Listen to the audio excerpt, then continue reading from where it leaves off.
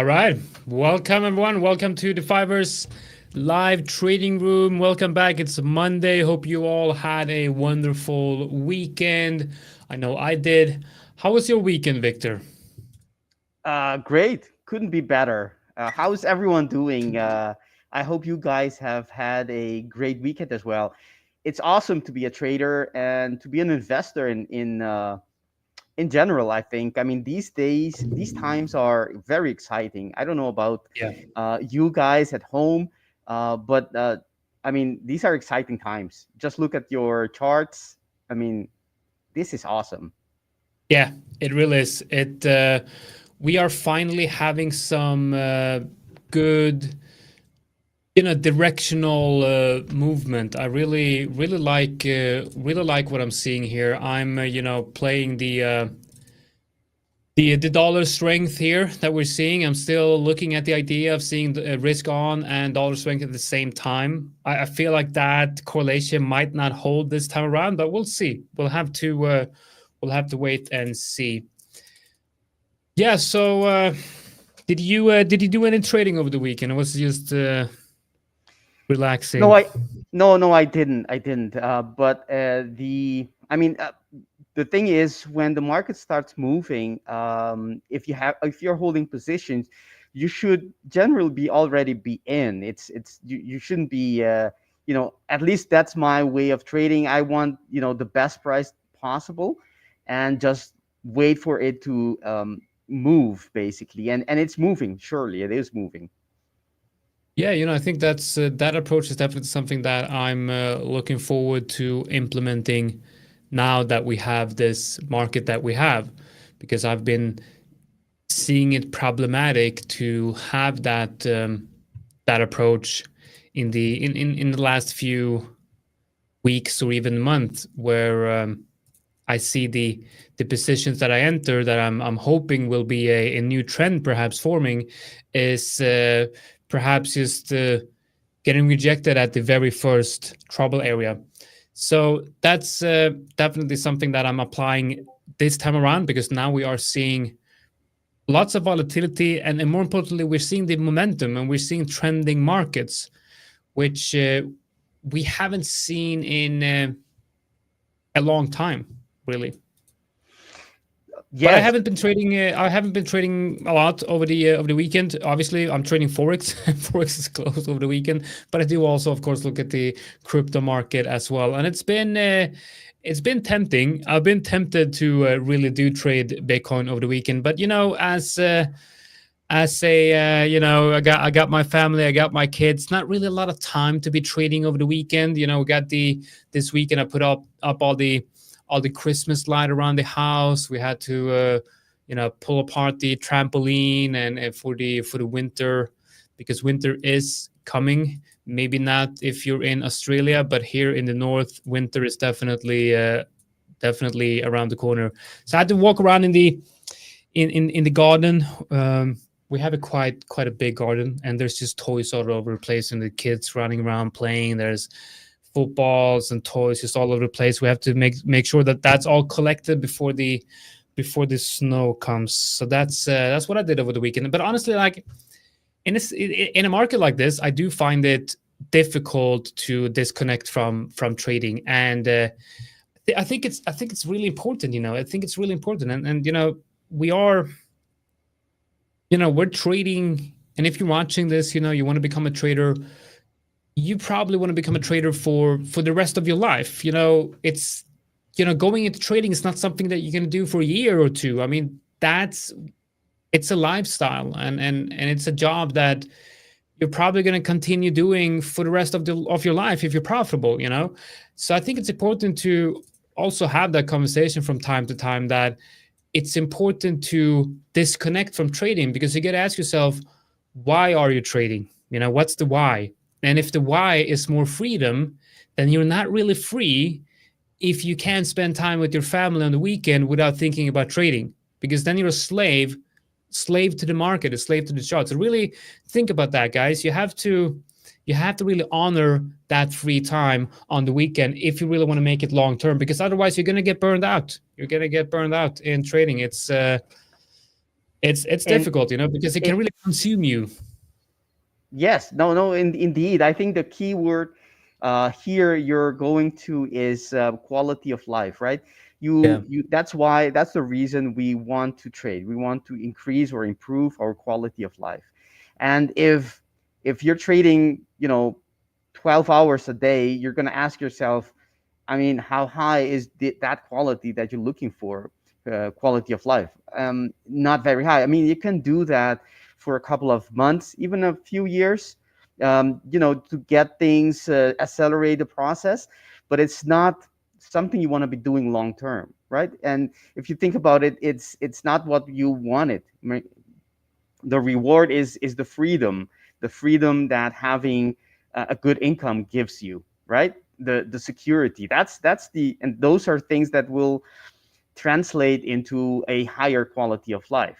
But you shouldn't lose the ultimate goal out of sight, which is that quality of life, right? So that healthy balance between life, work is very important. And while you were talking about the your garden, I was wondering, did you stow away or cover your trampoline? Why I did? Did you ask why? No, no, did you? Yeah, I did.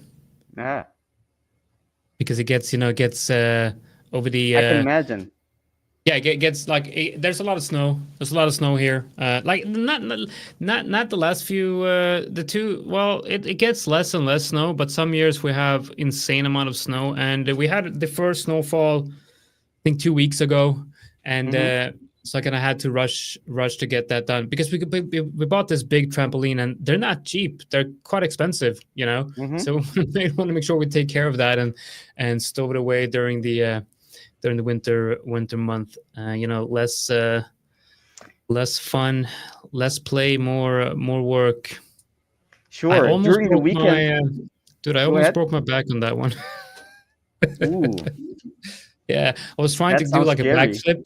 Yeah, I tried to do like a backflip. My son showed me like, oh, you gotta do this and that. I'm like, yeah, that looks like easy, no problem at all. And I, did it really, really.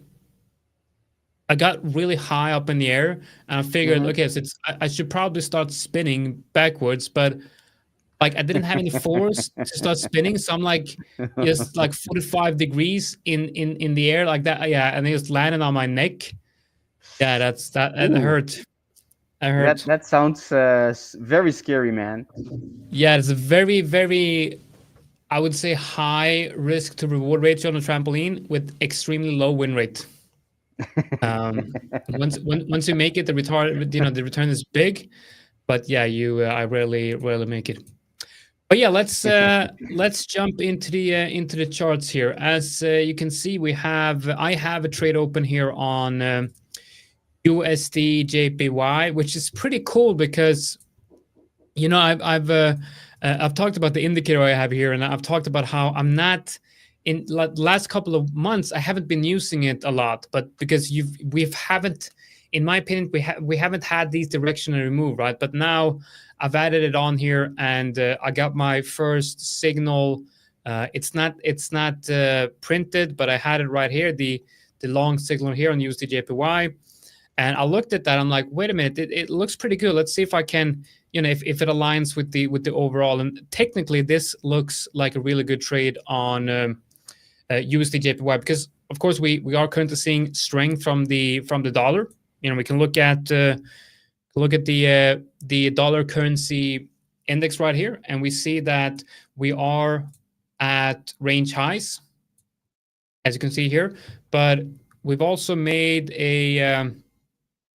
put on a support level right here. If we can kind of draw this out like this, you see that we're kind of reclaiming the range highs here. We're forming sort of a range or perhaps a reaccumulation between reaccumulation above. It could be accumulation, could be distribution, right? But seeing as though we have the fundamental bias of dollar being strong right now, and we're seeing some of the dollar pairs running quite nicely, I am looking at this as a possible breakout on the dollar currency index, which should, of course, if we do get that, yes, Vasim, that's my custom indicator that I made myself. I would like to say I made it myself, but it's a collection of people that built it together. By basically, I've had many different coders work on that one based on my instructions, based on my trading system. He's Victor is it's no longer capped Victor. He's a no cap Victor, no cap masked trader Victor. I don't know where he went though. Like he obviously he's no longer with us. I mean, not in the sense that now he is actually with us, but it's in the background. Let's see if he can add himself. So yeah, that's the only position I'm in right now on USD JPY. Let's add the dollar currency index back here. Welcome back, Victor. Thank you for that. Welcome. I had to attend. Someone was at the door. Sure. So it's and I didn't pass away. I'm not talking to you guys from the, beyond the livings. No, I'm still alive. Well, good to hear. I got a bit worried there for a while that you just made too much money and decided that you're not going to do this anymore. So because I know that. Yeah. Go ahead. I know that you are you have a few good positions on, so I think it is a matter of time for you to cash out the profits and disappear to a country, and we'll never hear from you again. Who knows? It might happen. It might happen. Yes. For everyone wondering, yes, I feel very naked right now. If you haven't noticed. Yeah, you look very naked as well. But go ahead with your analysis, Jonatan. You were saying? So the overall idea here was, long the dollar, and we also had the Bank of Japan having a speech. I think this yesterday or this morning or the night, this night or whatever, and that didn't really seem to do much to the yen. It didn't really give any huge volatility, but it did put in a nice local bottom here for a move higher. So I'm still trading that USD strength and thinking that whatever he said during the press conference didn't push the yen higher. And then we have the idea of shorting Euro USD. Now I'm quite bearish on the euro for different reasons, mainly because of the economy. It's not doing well in Europe, mostly fueled by the weak economy in Germany. But we are at high time frame support, so going short here isn't really something that I'm interested in. But if we do see confirmation of a break lower, if we go below this area, then I might start trading this downtrend here again. See, is that on the, does this look like on the one? Yeah, so that's exactly what I'm looking for. I'm looking for a basically a break below weekly open on EU and a break below this range, and that's perhaps when I will short the euro again. Now, of course, when you've had a move like this, a strong move to the downside, and we're hitting high time frame support, the first thing that I'm feeling is, or I'm thinking is, how can we get in on the incoming reversal of this down move? Because prices are not going straight down in one line, in like not even this one. It's just not going to go straight down. We're going to have bounces at support, and it looks, especially when you look at the moving averages here on the daily, it looks overextended. It looks like it's in for a bounce, but what it's all comes down to is the fundamentals. There needs to be a good reason for Euro USD to put in the bottom here. Now, if you're not looking at fundamentals, if you're not following the news or the news releases, you will have to wait for confirmation with technicals. So for me, a good confirmation here would obviously be a move like this, where you get that move here, and now I don't really know how to draw this, but something like this. So if you get a push to the upside and a reclaim of that level, now this is a potential trade that I might be taking.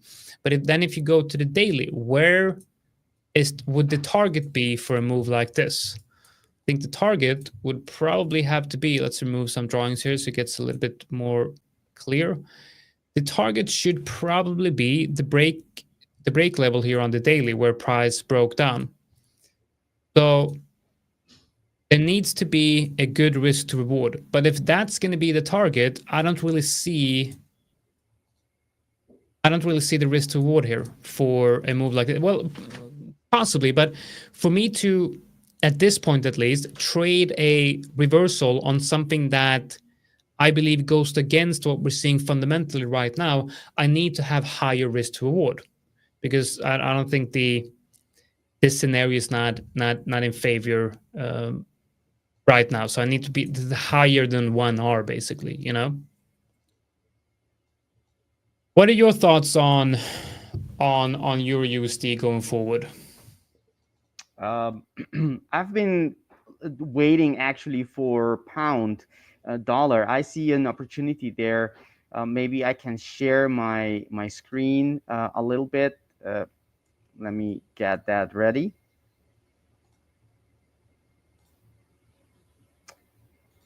I think there's certainly possibility here. I wouldn't be trading this. Let's see. Am I sharing? Yes, I am. I wouldn't be trading this for, I wouldn't be holding this for a long time. But this is the area. This is not EU, of course, but it is the opportunity that I see in the market, which is the H4 order block. Actually, the line is over here, and we have a alignment in different order blocks at the same level, the way I trade, and I'm looking for that reversal coming in from this order block, which is this H1. It is looking quite weak, but based on, as a bullish structure, I mean, but based on this H4 order block, I expect some kind of push, or I mean, it is a counter trend move, of course, because the trend is heavily to the downside. However, we haven't had any, even in a downtrend, you will have counter trend moves which are, can be very profitable if you can identify them, and that's exactly what I'm trying to do.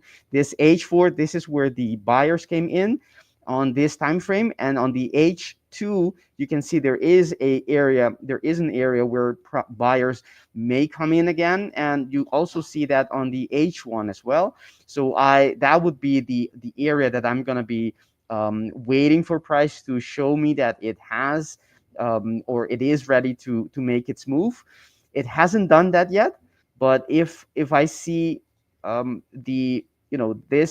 this kind of movement within this area, a quasi breaking that neckline, coming back, then I want to participate.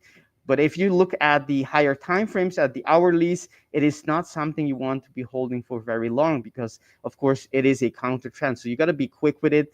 Maybe only target the highs of that range, and not really going to be all too ambitious with your target. But that's something that I'm looking for currently on GU. On EU, let's let's see. I prefer. I think the move is better with GU, because EU already has its reaction from that order block, right? So I prefer to have them as fresh as they can. The move, I mean, to catch it at the beginning, at the origins of the move, if as close as possible. You're not gonna always, be at the best price, but you can still get in at the optimal price as it moves out, because it's easier for prices to go much lower, but even in these kind of price action, you will have pops, and these pops can be plenty of pips to be caught before it continues on its way down. All right, so yeah, I like that. I think I want to show you something interesting. Okay, let me pull up my screen here. Mm-hmm.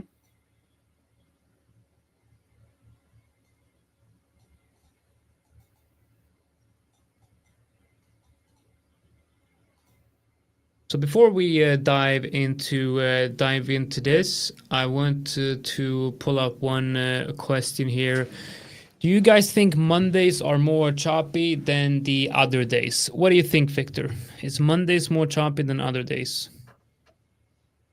No, I wouldn't say choppy. What I would say is Mondays, typically for me, at least for those two pairs that I trade, Mondays are a bit different than the rest of the week for sure.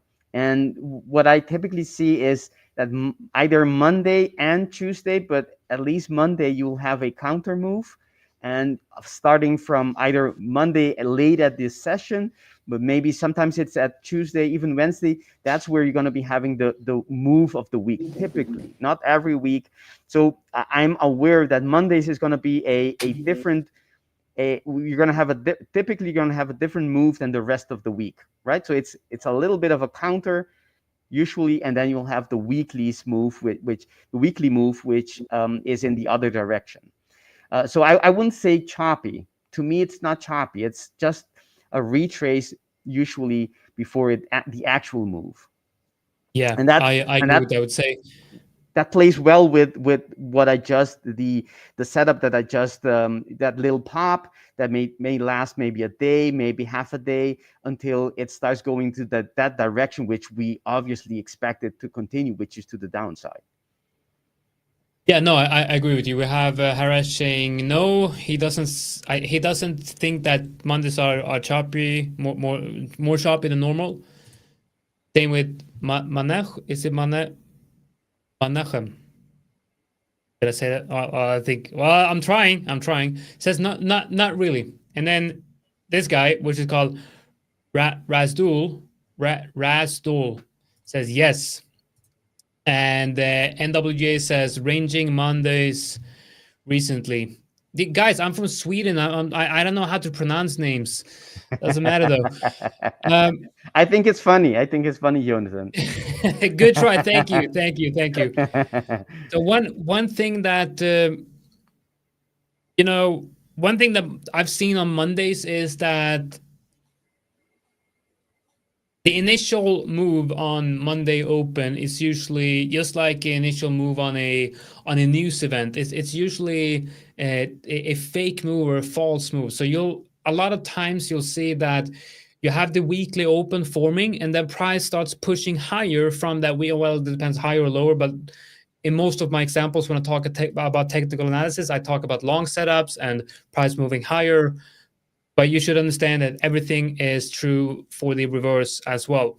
So the weekly open forms and price is pushing higher. And then on Tuesday, you'll most likely see price trading back below the weekly open. This happens quite a lot of times. Not sure why this happens. Maybe it happens because there's a renewed hope or something on a Monday, and then people remember that it's just shit anyway. This price keeps falling.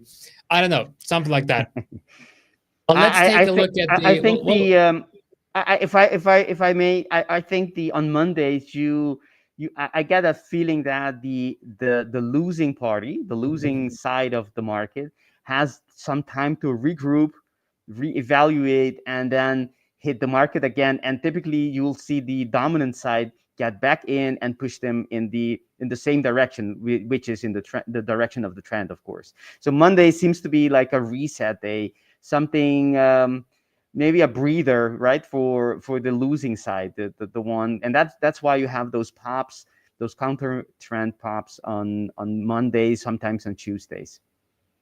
Yeah. Let's we'll see. We have a good couple of questions here. We got Monday, Tuesday accumulation, Wednesday expansion, Thursday retracement, Friday you give back all your profits. This is actually really good comment. There's definitely some truth to that. Kind of caught me off guard with that, giving back all your profits, because I'm like, yeah, this sounds good, but nah, I don't want to give back my profits. But for a lot of people, that's the truth. You trade Yeah. well, and then Friday comes along and you're like, I probably shouldn't be trading on Friday. Let's just take the Friday off. And then you trade, and then you're like, oh, okay, now we gave everything back. And we have someone saying that Mondays are usually chill, but when it comes on Monday, it moves, and yeah. I mean, and then when you try to join that move, Tuesday comes along and retraces that whole move. The commitment of traders is updating tomorrow. That's correct. But it's actually updating on Fridays. So the commitment of traders report is going to be sent out on Fridays, but it's based on the positions held on Tuesday.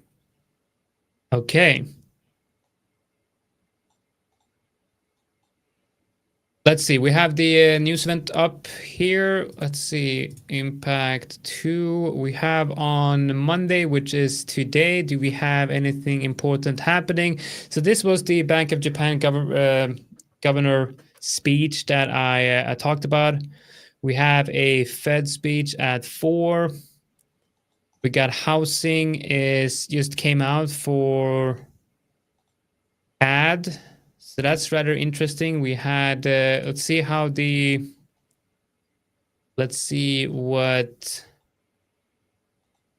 market is reacting to CAD. And then we have CAD inflation rate. So we're going to be trading CAD inflation rate. We're going to be trading that live tomorrow. We're going to be live at the time, and we're going to see if we can digest the news, see if we can perhaps trade anything around that. And then we have, of course, building permits for the US on Tuesday. Balance of trades on Wednesday for the Japanese yen. That is obviously going to be important for my trade, the long on USD JPY.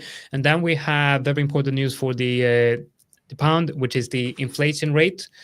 And this is important, I think, very important right now, because the British economy is obviously not doing very well. So it's going to be important to see if the inflation numbers are going to push the British pound lower, or if we can establish some type of support around current prices. And then on Thursday, nothing super major that I care too much about. Maybe these 2 Fed speeches and home sales could be, well, we do have initial jobless claims right here. That's a rather big one. We have inflation rate for the yen on Friday. We have retail sales for pound on Friday as well. And then, of course, we have the manufacturing PMI. So you can see right here, we have manufacturing PMI for the whole, I believe the whole Euro area. We have for France, we have the Germany, and we have European area. And we also have the, we got a lot of manufacturing PMI on the whole of Friday, which is obviously going to be a very important, because looking at Europe right now, and especially Germany, the manufacturing sector is not doing well, and that's one of the reasons why the European, and especially the German economy, is not doing well, is the manufacturing sector. So this manufacturing PMI will tell us a lot about that. And we also have ECB President Lagarde speaking. Speaking of that, I will actually be live. Like I don't want to be plugging my own channel here, but I will actually be live on my own YouTube channel at the time of this event, trying to digest the news and see if I can get any positions in based on this, because it's a major move here from we got ECB President Lagarde speaking, and we have when is that? So 9:30 my time. Okay.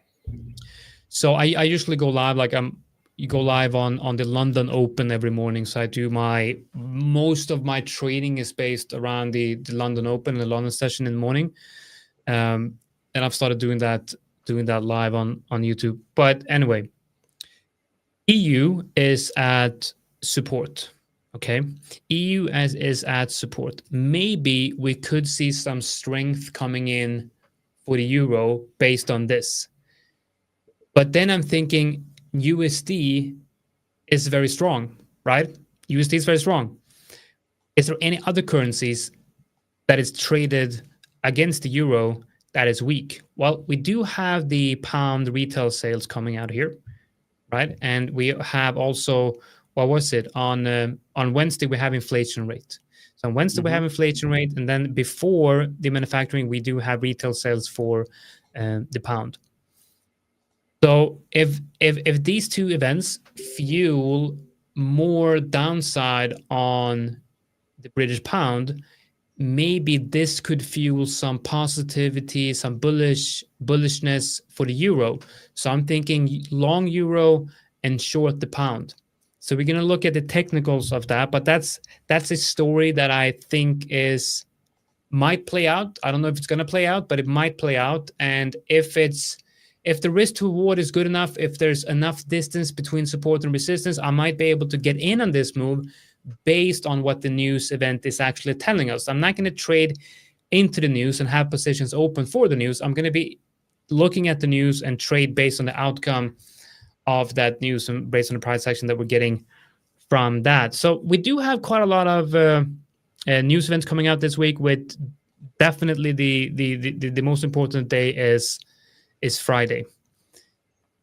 Let's see. I want to show you guys something else. Now that we have the news covered, I want to take a look at this. So this is Seasonality, which is a pretty cool website you can use to look at seasonal patterns. Well, you don't have to get the subscription to this one because I have it and I can just show you what the seasonality patterns are. If you guys remember from last week when we had Anastasia on, she talked about this and she showed us screenshots from this, but this is the actual site. I'm logged in here and we can take a look at this. Now, this is interesting, okay? This is Euro. This is Euro USD. We're going to look at 5 years back. We're going to look at 5 years worth of price action. For the last 5 years, November and December has been bullish. Okay, average return almost 2% in December. So we see that we are, for the last 5 years, Euro USD has found a bottom around October, November. What if we go back 10 years?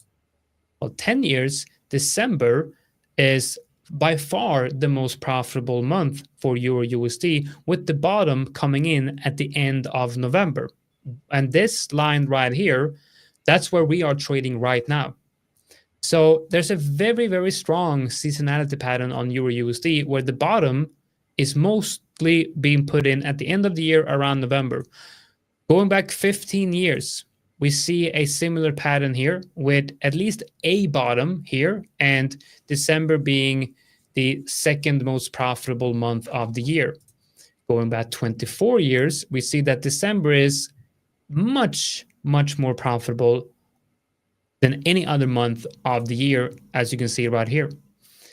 And this is going back 24 years from November 2000. So the seasonality pattern here is very, very strong for EU.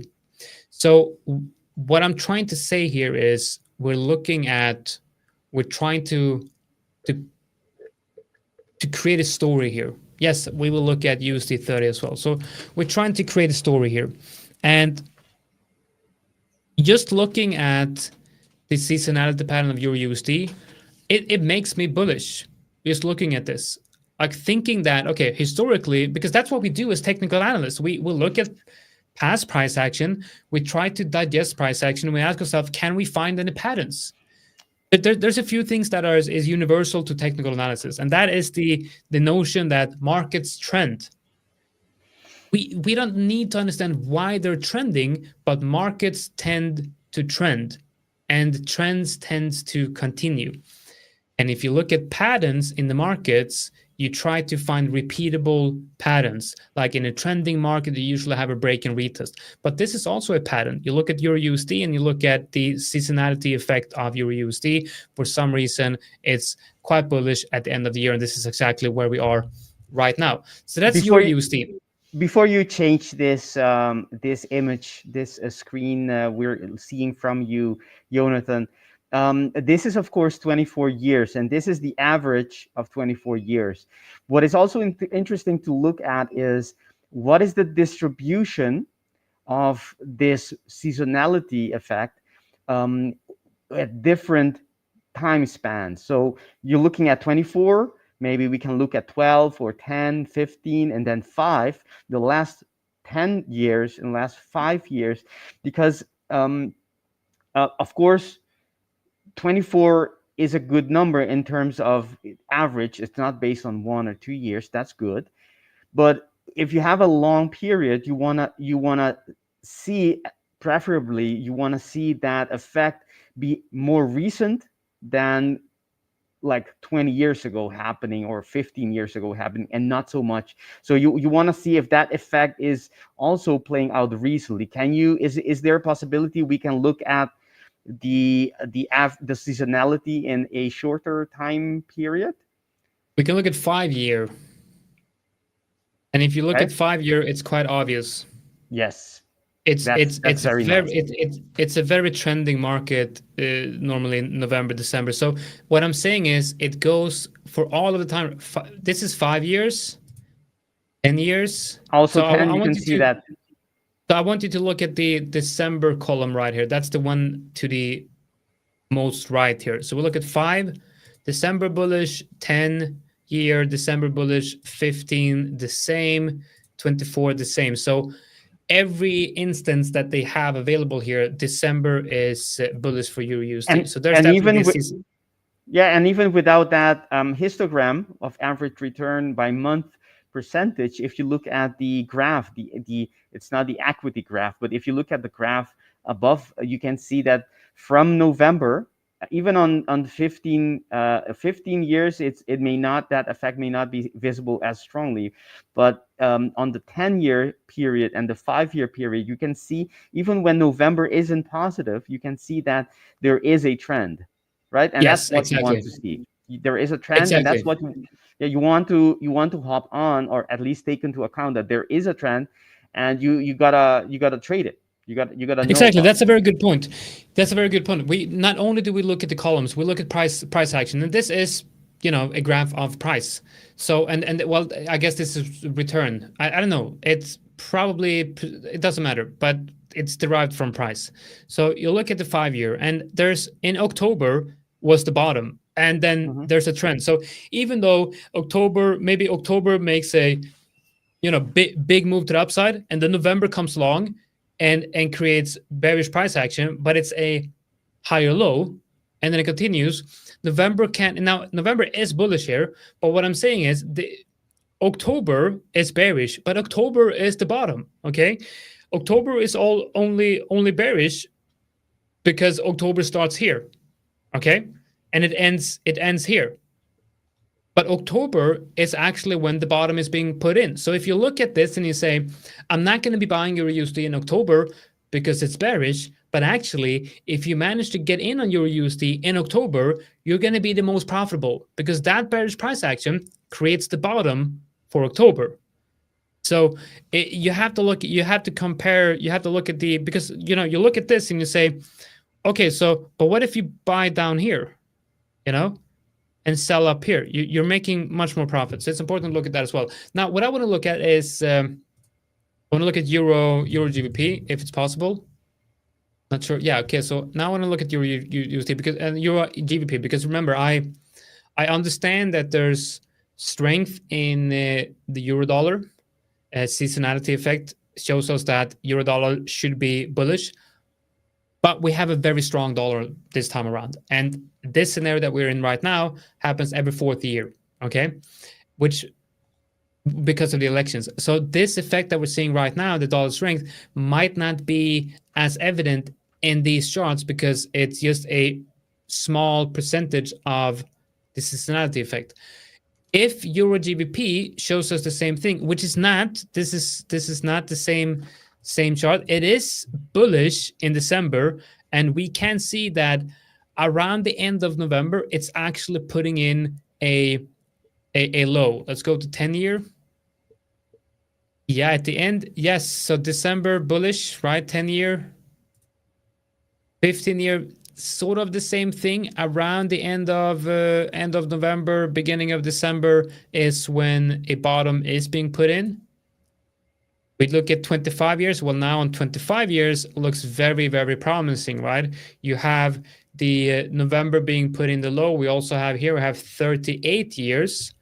Can go back all the way here, 38 years. Now December is, again, very, very bullish. So there might actually be a scenario here where I could be trading the Euro USD seasonality effect combined with Euro GBP with the scenario of the news coming out for Euro might be strong while the British pound shows weakness. So that's a bias and a story that I'm buying, that I'm creating right now and looking for a reason to go long Euro GBP. So with that said, now there's a lot of, and I need to do more research on this. I'm going to look at the yield spread between the gilts and the no, not the gilts, the gilts but basically look at the yield spread between Euro and GBP, and then we have to look at the charts, of course. So if we switch over to do some technical analysis, we have that possible bias in the back of our head. And now we switch over to, so first we want to look at Euro. And what I talked about is obviously this support level here. And we are looking for a possible long up here based on, what happened with the news events. The possible long here on EU, but I want to see if the trade might be more clear on EG. And what I like about EG is if you go back to the weekly, we see that it's a very big move here on the weekly. And remember, we're thinking that from this time to the end of the year, we'll see bullish price action, which should put us around this time. And on the weekly, I want to mark out the most obvious weekly levels, which I believe is that one. And then we go to the daily, and I'm just trying to visualize, can we put the move into this space right here? So we can, for example, we can look at the last time price bounced around this area where we had perhaps a move that went from, let's see where we're trading at, above that level. So we've just pulled our way out of that level. So we're looking at something like here. We move that over here, get a feeling for what EG has done in the past, and we put that in here, and it fits perfectly. And it even is, it's halfway, right? So it's actually, EG has done this move in the past. Once we hold this level as support and we start moving higher, EG has done this exact move in the in about 20 days. So it's very possible that EG can move from this support up into that resistance during the time of from today to the end of the year, and that aligns with the seasonality effect. This is a good question here. It says, be careful reading statistics from the past. It is easy to see what we want to see. Absolutely. There's this thing called confirmation bias, right? And but again, what I'm trading from a technical analysis point of view is statistics from the past. Everything I do in the market is based on statistics from the past. I've never taken a trade based on statistics from the future because those are not available. So it's not only about the problematic, it's not about, the problem is not the statistics. The problem is seeing or choosing the information. That's the thing, right? We choose the information that confirms our bias. And that's the dangerous part. We need to make sure that we get all the information. The thing is, if the fundamentals haven't changed, right, then it is adequate to expect that whatever was happening, right, past behavior is a good indication of future behavior of price action, as long as the fundamentals haven't changed. So if you want to know if you can apply statistics to future projections, you have to ask yourself, did something change fundamentally? Like, did something change completely? If not, then you should be able to apply them. This is an interesting comment as well. So there's a misconception here that the idea that technical analysis is a self-fulfilling prophecy, that aligns to all type of technical analysis. But then let me ask you this. Do you think that markets are trending because people are watching the markets, or do you think that a trending market is part of inherent in the idea of the underlying foundations of capitalism, which is supply and demand? Because even non-tradable assets trade in trends. Okay, even where you have markets that are not tradable, you can do technical analysis on it, but you can't trade it. Take, for example, if you're going to go on, now this is not, has nothing to do with financials, but it's just an interesting idea with the nature of trends. If you're going to go on a diet, right, let's say you're going to go on a diet and you're going to be working out. If you follow your weight on the scale every day, there is a pretty good chance that you'll see a trending chart after that. You'll see the weight going up and down. And a lot of times you'll see that it creates higher highs and higher lows. And this is true for a lot of different things out there, not even in the financial market. So technical analysis done using the foundations of technical analysis, looking at higher highs and higher lows, that is not, that's inherent, I believe, in financial markets, where there's a freely traded market based on the dynamics of supply and demand will give you trends, even though it's traded or not. And that has nothing to do with people watching that. At least that's my view of this. There is a point, though, to be made by that viewer, that we see some, there are things like round numbers that are looked at and people will react to them.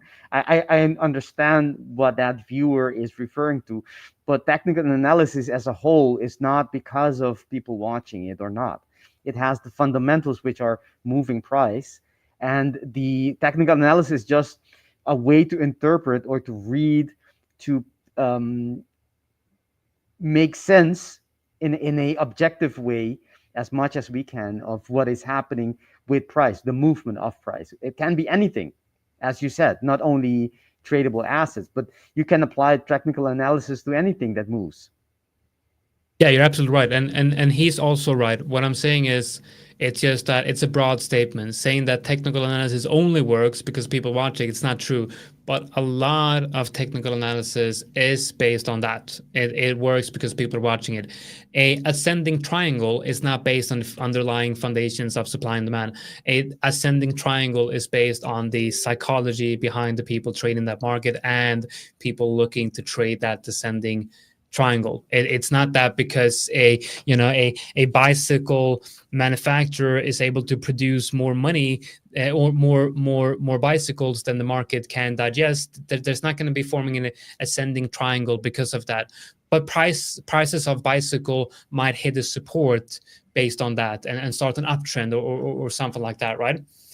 It's And then yeah, it's the drivers that moves the price. Technical analysis is not one of the drivers. We should exactly. not fall into that trap. It's the fundamental, that's the driver that moves price. I looked at the it's not about a chicken and egg. It's not really a chicken and egg. It's fundamentals move price. Trends are based on what's driving the prices of that market, and the prices. What's driving the price of that market is people's underlying idea of value. If and that's usually based on real world events and fundamentals. You will not pay more for a bicycle because you see a breakout on a price chart. You'll pay more for that bicycle because there's fewer of them and you really need one, something like that. Or it could just be the algorithm that ICT invented. It's either supply and demand, or it's the algorithm. Nobody knows. So okay, so looking closer at Euro GBP here, because I'm like, the more I think about this, the more I'm thinking maybe average into this, maybe put in a small position and then average into the position based on price action. So I started looking at the lower time frames. Is there anything that might tell me here that we're seeing bullish price action? So again, we go back to the weekly. What are we seeing on the weekly? Well, we're obviously seeing fairly nice reaction here. Nothing out of the ordinary. I mean, that bearish candle, if you're looking for a short, you would be looking at that bearish candle and say that's a sorry, that I got the message that you sent. Okay, so if you're looking for short, then obviously this bearish candle here on the weekly looks like something you want to short. But then you look at last time price hit this support. Well, it gave you a very good looking bearish engulfing candle here as well as that support. But you are also seeing a higher low on the weekly. We're not really seeing a higher low here on the weekly. Let's go to the daily. Let's try to see what happens here on the daily. We do see equal lows, then it kind of breaks out, reclaims that level right there. So we could say that when this level was broken is when the real kind of uptrend started. So we go back and we see that this level aligns very, very nicely with the lower time frames as well. If we go to the lower time frames, we can create a horizontal zone right here where you nicely have broken above right here. And if you go to the 1 hour, it's really pushing higher here. We are really seeing a nice push to the upside while holding this support. So we are looking for a possible, a possible 130, let's say 140, like a 140, 150 pip to the upside. And where do we want to have the stop loss on a position like this? Well, based on the daily, we're probably looking at this level as the support below. So we will want to have a stop loss like below this level. So if we're going to be trading this momentum that we're seeing right now, we're looking for a 2R trade. And then we have to ask ourselves, is 2R worth it if we're going to be holding this for, and we had a question on this as well, asking me, holding trades for a month or more, or will you be getting slices of the December long? Yeah, so it depends. It depends on what price action does, right? But at this point, the trade idea that I'm looking at is a 2R trade. But if we get this type of price action, a move up, a nice bottom forming here, then this 2R trade, I'll probably still be in that 2R trade. But what I'll do is I'll add a position here for a 2.6R trade. So I'm now in this with 4.6R risk. And at that point, I'll move stops up here. So that will be a 2.6R trade. And I'll only be losing about, well, I'm not going to lose anything on this because stops will be at break even. So if this trade wins, that's 2R. If this one wins, that's 4.6R. So an idea that started out as a 2R trade turns into a 4R trade by adding to that position and adding on the move up.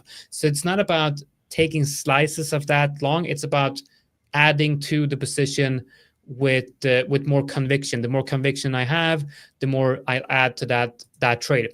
And let me show an example of that. If we go to Euro USD, the trades I took on Euro USD, remember the first position I took on Euro USD was, I mean, I have a lot of different positions here. I'm not sure if I have them all here, but the first trade I took was,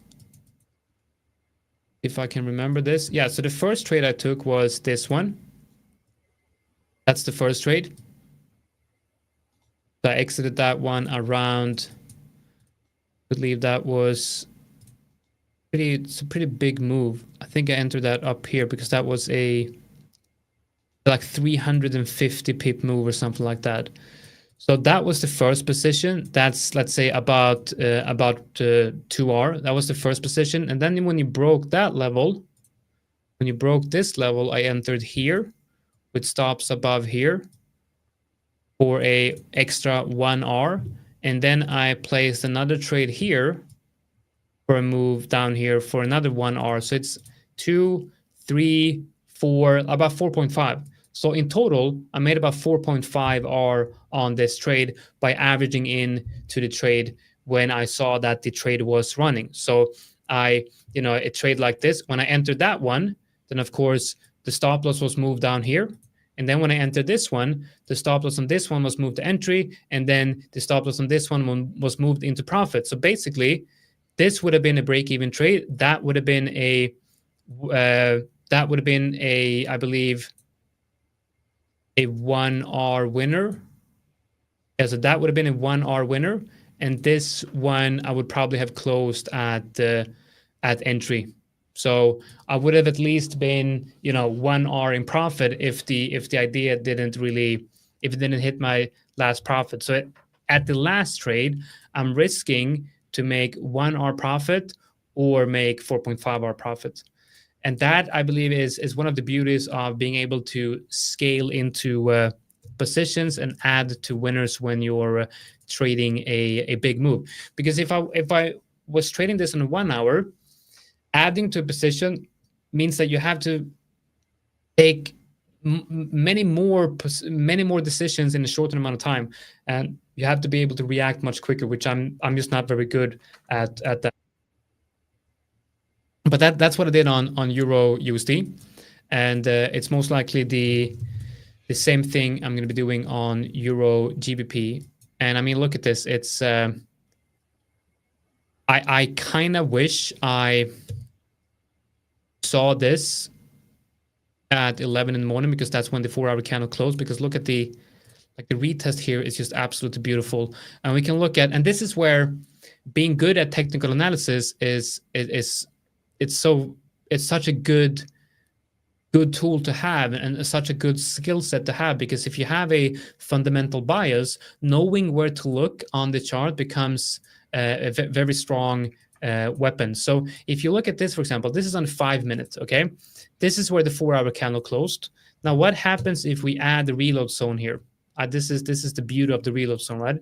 You come down and you hit that reload zone right there. And not only do you hit the reload zone, but on the 15-minute, you have like a beautiful double bottom as well. We can go into the 5-minute. Look at that. It's absolutely beautiful. So what you could have done here is wait for that low time frame confirmation, enter maybe on that candle.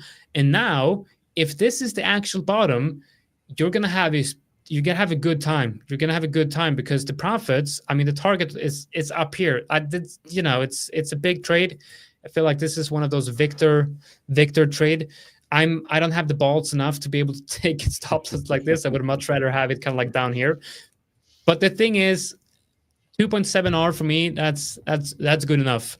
Now, if I want to enter at market, it's going to be 2R. And it's a huge difference between 2R and 2.7. So yeah, that's how I apply, TA going lower into the time frames. But it is when you have that fundamental bias, it's so much easier to press that button to really execute on the trade, because you have Confidence.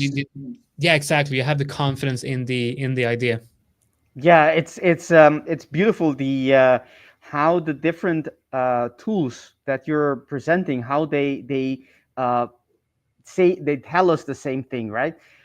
How it's coming back, that breaking retest, that reload zone, everything is telling you the same story. Then you can apply, you can pull the trigger confidently. One thing you mentioned, there are many ways to use this information, because what you just did very beautifully, by the way, using seasonality to use that to choose your pair, right? Not the seasonality to choose your pair, but to choose the currency, and then you go to look for the pair that makes more sense to you because of geopolitical, situation, dollar strength, etc. And what you're doing is you're interpreting, or you're extracting some advantage based on that seasonality. And you can use this different ways. You showed how you would be adding to that position, but you can use this as well in as simply as a bias. You know that for the coming weeks prices are more likely to go up than down. That's a bias right there. And you can use this either by holding longer, right, uh, in time, but also in distance, right? Let's say you have a target, and instead of just targeting the FTA, you could target maybe the FTA, but another time frame, a time frame higher, maybe on the daily, not on the 4 hour, right? That may sound like a minor thing, but it's not. When you can upgrade a trade from a 4 hour structure to a daily structure, it can be easily 3 times the target, 4 times the target, sometimes even more. And it hasn't really changed. The trade hasn't really changed, and your stop loss hasn't changed because it's based on your setup, which is on the lower time frame. This can help you hold on to trades, and that's how I use informations like these, is to help me upgrade the trades to a higher time frame. And if you don't have the guts to hold the whole trade, you can still close the position at your original, a part of your position at your original TP, and hold a portion for that bigger TP. And as you get more data, you will have more confidence to hold maybe a larger portion, and find your balance between, holding it longer and, a bigger portion longer, or not. What you're showing is very powerful, Jonatan, for everyone watching this.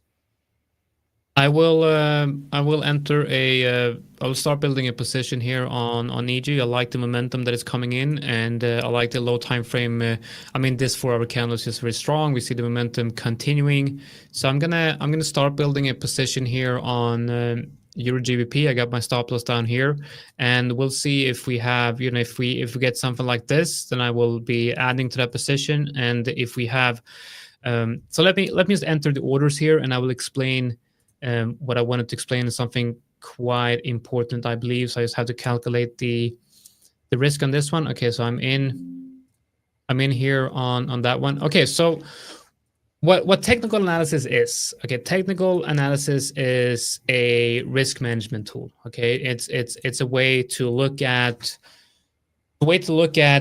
support and resistance, and it's a way for you to find levels where you can base your risk based on. So if you're going long, for example, you want to look for support below, because the whole premise is price is trending, price reclaims support, comes up, hits resistance, reclaims that resistance as support, and then moves higher. As soon as a previous resistance gets reclaimed as support and start moving higher, that's a level that you can use in your risk management. Okay, and that's also called it doesn't have to be a swing point, but a lot of times it's a swing point. So here's a swing point, a swing low, a swing low, and a swing low. These are your,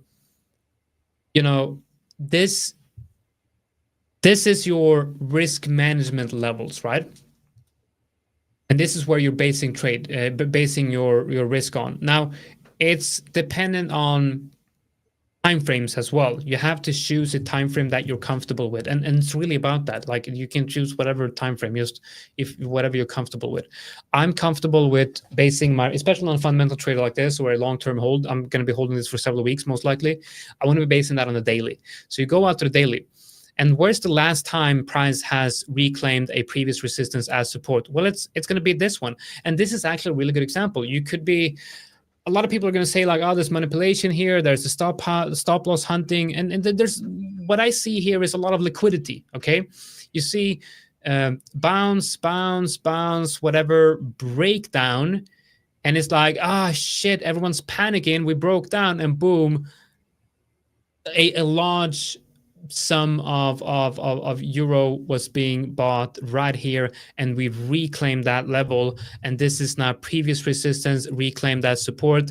And if price comes back down here, yeah, this idea is out the window. This does not exist anymore. And then you go to the 4-hour and you look at what buffer do you have. And with buffer, I mean, how many supports below do you have? And you have 1 and 2. So I'm 2 supports below on the 4-hour time frame. And then you can look at the 1-hour. Now, obviously, the 1-hour, this creates a very safe idea, because now if you're going to be trading this as a day trader and you might want to be entering here, then that's going to be your stop loss. Or if you're feeling extra safe, you want to have that as your stop loss. But I'm putting my stop loss down here because it's based on the higher time frames, which gives us a lot of room for error. So in terms of pips, we can look at it's 60, 69, 68 pips below current price, depending on where it's trading when the manufacturing PMI comes out. I feel rather safe in the ability to close this trade if the idea doesn't play out. Because remember, one of the catalysts that I see here for euro is the manufacturing PMI and President Lagarde speaking at the same time. That happens at the same time. For the euro, for the GBP, we're looking at the inflation numbers, but we all know, I mean, I think we're all kind of in agreement here that the British economy is it's problematic. There seems to be and one of the reasons why it's problematic is not because of inflation, it's because of the taxes that the new government is talking about that will most likely push a lot of companies maybe abroad. And that's going to hurt the economy. That's not going to be good for the economy. Long term, I don't know. But short term, in the next couple of months, probably not very good. Do we have any Black Friday deals? Yep. Euro USD is currently at a discount. I would recommend that one. But no, I don't think we have anything planned right now, at least for Black Friday. And I don't think so. Maybe someone asked about my risk management on prop firms. It's self-taught. I didn't get it from anywhere. It's just self-taught. Yeah, and it's really good. We can cover USD JPY again because I do see that we're now below entry, but we can look at Euro USD JPY again.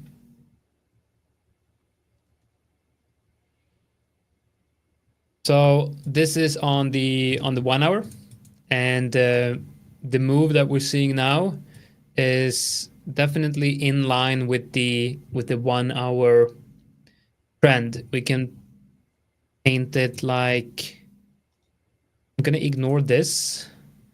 I'm just gonna see if I can paint it like this with a low and a high, like this perhaps. So we might come down here, and that would still be very much alive. So the first sign of trouble would be a break of this channel. If this channel breaks, then that's going to be our first sign of trouble. But then if you go to the 4-hour, you'll see that even a break of that channel might create can create like something like this, where you have a initial reaction and then you come down back into the 50 and you bounce here. And then you also see that we have a trend line here. And it goes like this. It's also very possible that we do see a move down into that trend line before continuing higher. Although I really don't want to be I don't like when trend lines are being touched like for the 4th time. I want to see I want the move to happen on the 3rd retest of a trend line. That's usually what I see is that's where the momentum comes in. And also if the trend line gets retested now, we went from having a very strong reaction to another very strong reaction to a very weak reaction if it comes down here. So it shows weakening of momentum and shows overall weakness if we come back down and test that trend line. So I do have my stop loss down here, but that stop loss is not a set and forget stop loss. That stop loss is just to, in case anything unsuspected happens, if whatever happens, right?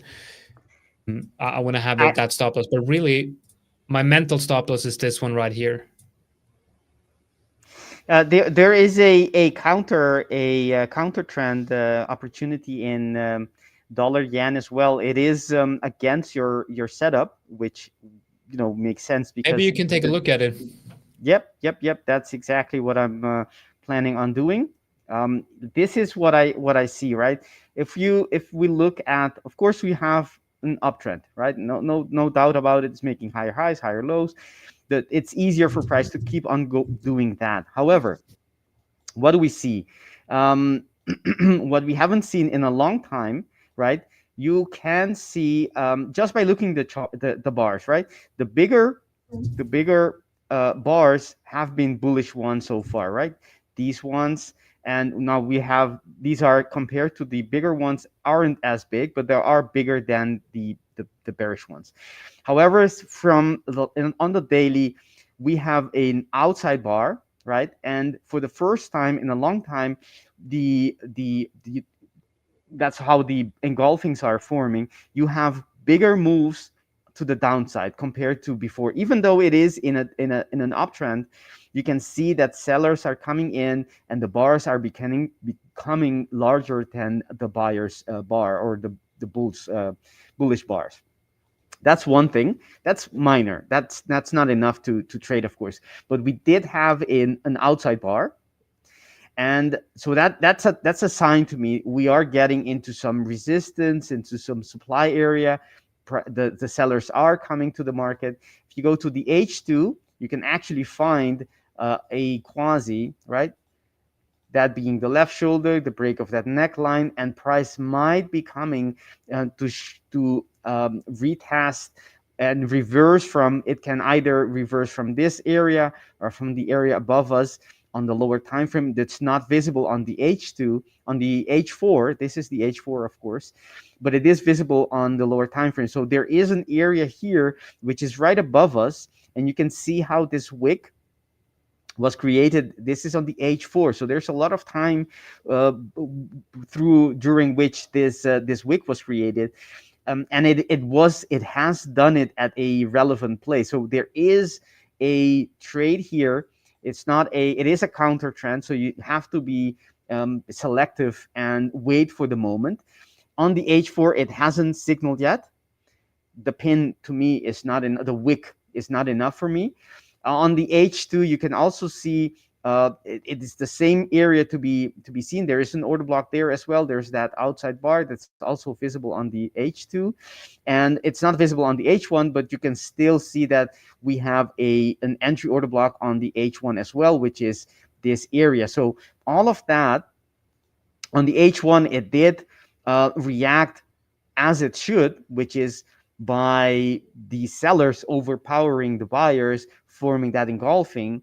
So it is looking very promising, but this is the area to me that we could be, if we get a reversal, right? And it doesn't mean that it's going to break the trend and go all the way down, but if we have if this daily outside bar bearish structure is any indication of the next couple of days, maybe we will have some sellers coming in, some selling pressure. And if that's the case on the H4, this is the area that I think, right, based on those structures, that could be the area we start going lower. If that is the case, then we want to be, that's the area on the H4, and it's also on the H1, and you can see the reaction as price is getting into it for the first time since it was created. It's not a fresh order block, but it is part of a quasi, right? So if it's part of the quasi, then the freshness doesn't matter anymore. And you can see how price is getting in. As price is getting in, it is reacting the way it should, which is by sellers coming in. So that's something I think is an opportunity. If we go to the lower time frames, you could get, if you're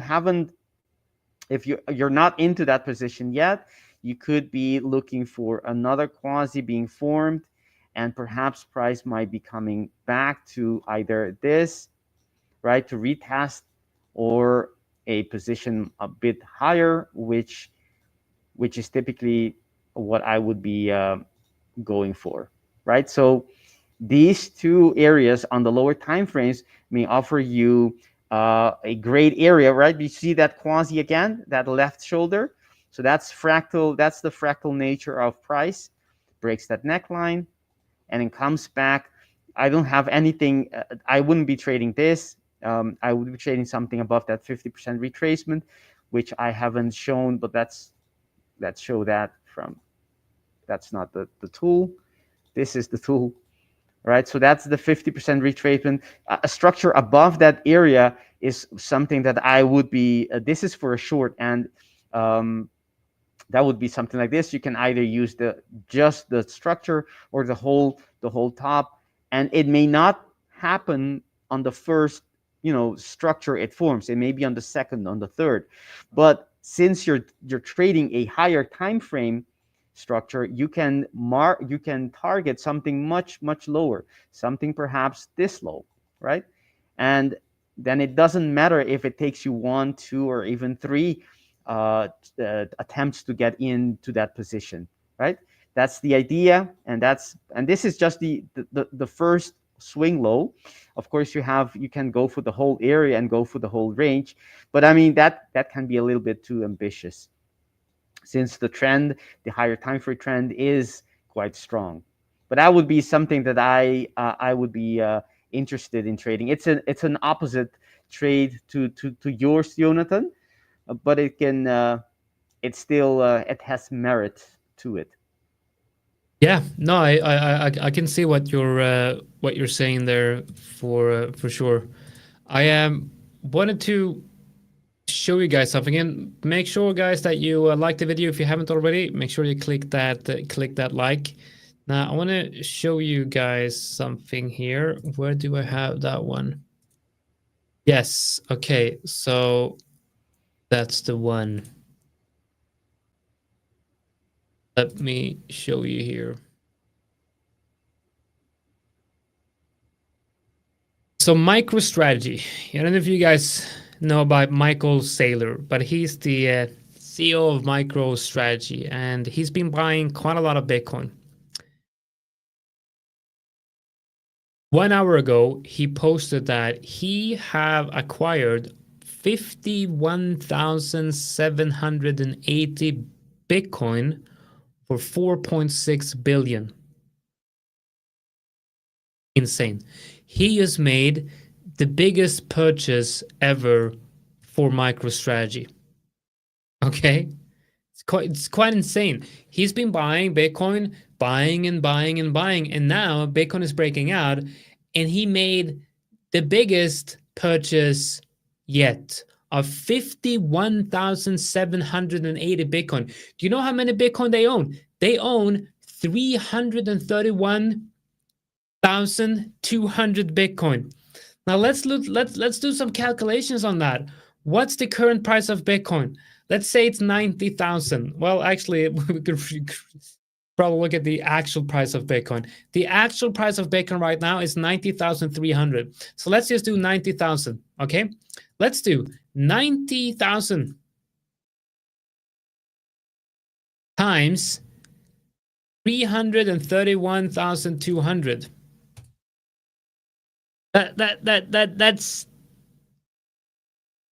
That's insane.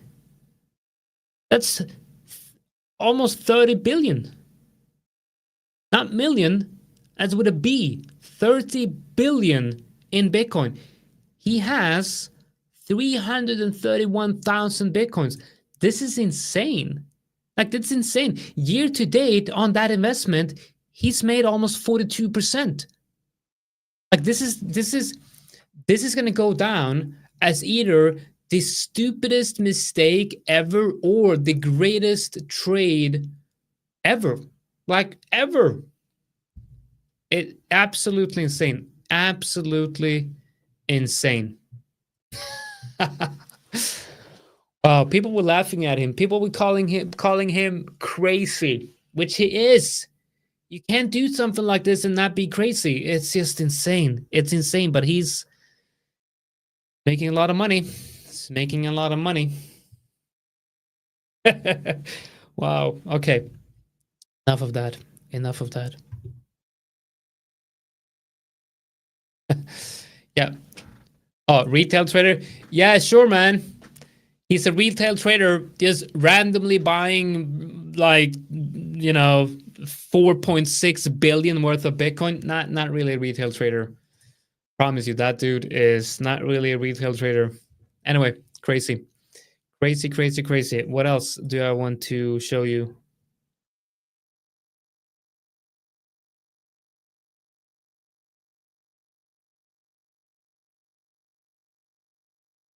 Absolutely insane. Pull up TradingView here. Where is TradingView?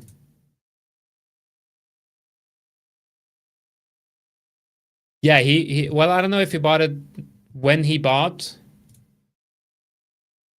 Let's see if I can find the actual press release. So he filed it to the Securities and the SEC on November the 18th. Well, that's actually today. But when did he actually buy it? Yeah, you guys can read the report there. It's a press conference, press report on his website. That's right. We can look at the US 30 seasonal. The seasonal effect of US 30, and after that we'll take a look at Bitcoin.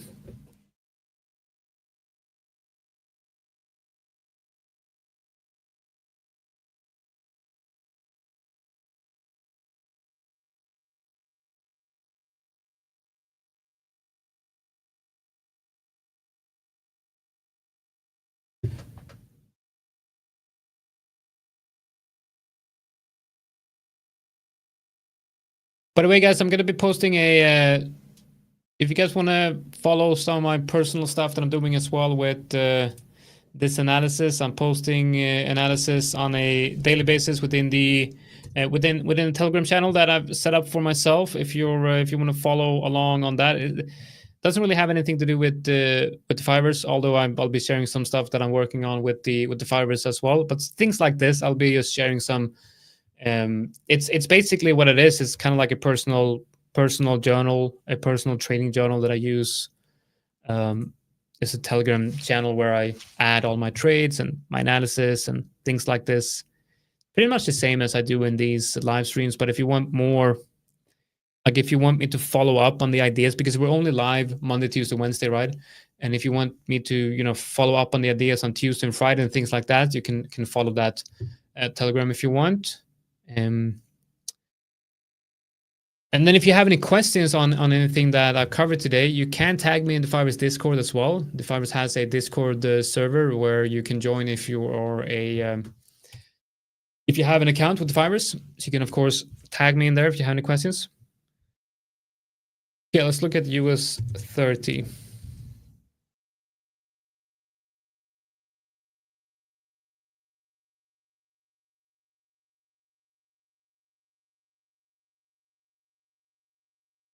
US 30, that's the Dow Jones, right? Yeah, that's the Dow Jones. Okay, so is it the Dow Jones? It's not the transportation average. It's the on this DGI, right? It's the industrial average. I think it's the industrial average. Well, just buy, just buy every month. Just buy every month. Buy all the time. Just buy. That's what I would do. Just buy. Dow, the second one. You said the second one. No, the Dow. It should be the Dow Jones Industrial Average. That's the index, right? What about this one? It can't be. No, this is it's not the one.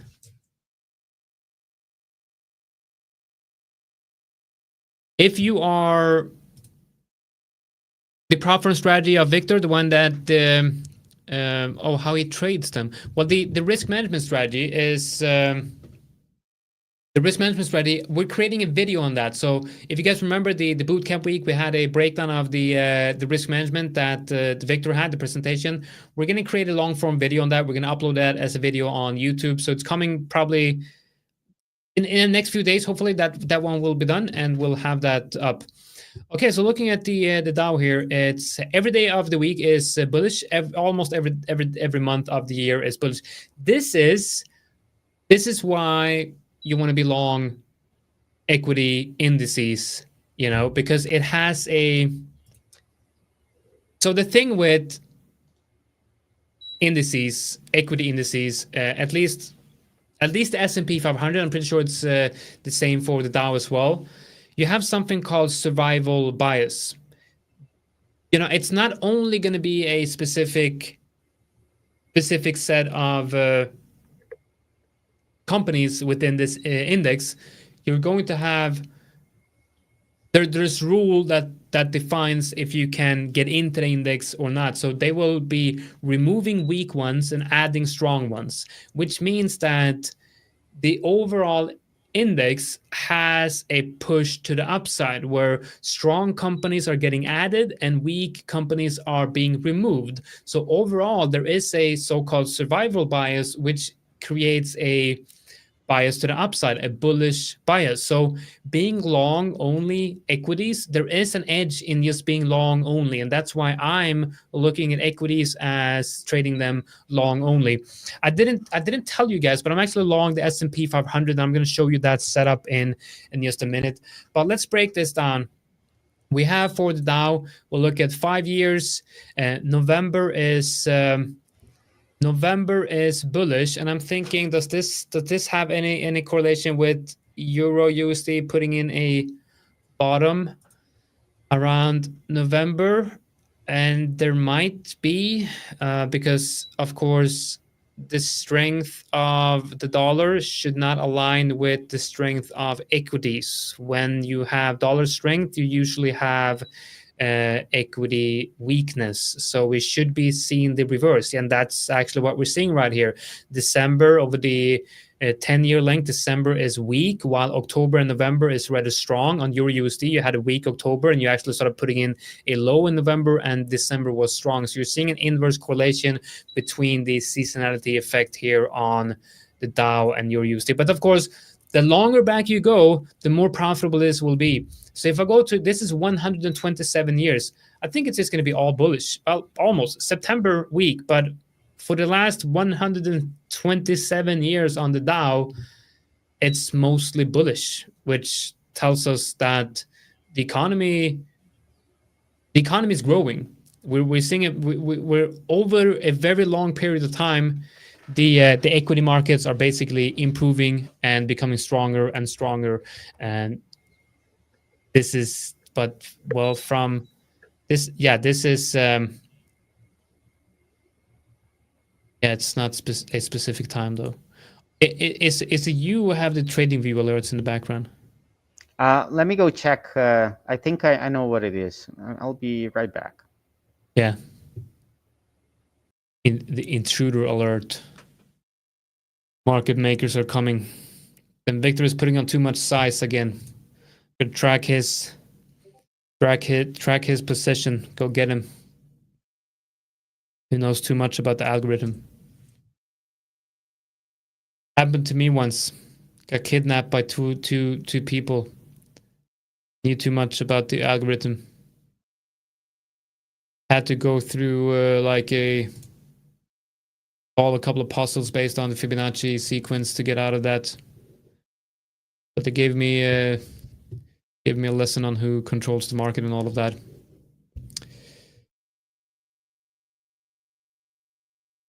Have I heard that one before? Yeah, we're doing a giveaway today. I'm going to be setting that one up.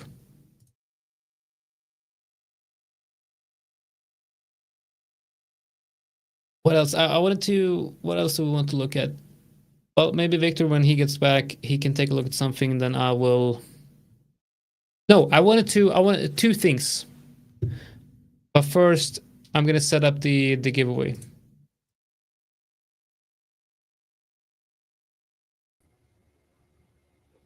Victor, could you perhaps look at gold while I set up the giveaway? Sure, I can. Yes, let's look at gold, and I will be putting my screen on.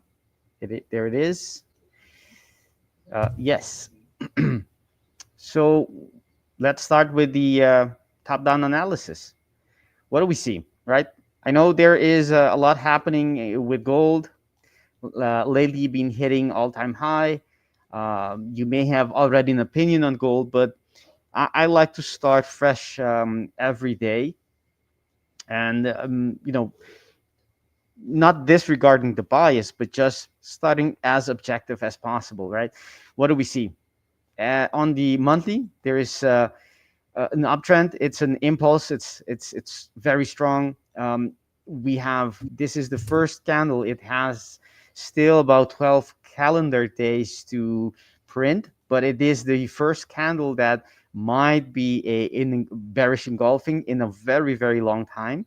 So that's very interesting. Other than that, there isn't much to see, right? We have an area here of demand, but that's way lower, and this is on the monthly, so there isn't really much to see. It's very strong, even though we have a big retrace.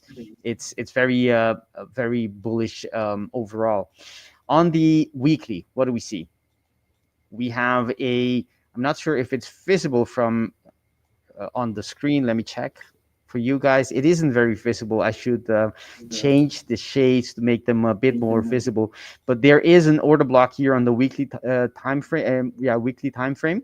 So if you ask me, that would be the obvious place of price to get buyers coming in. May not happen this week. It may still take some time to get there, but I expect, based on the structure, that there if you look on the weekly, there isn't much to stop price going to reversing back into bullishness. So, and of course, we have some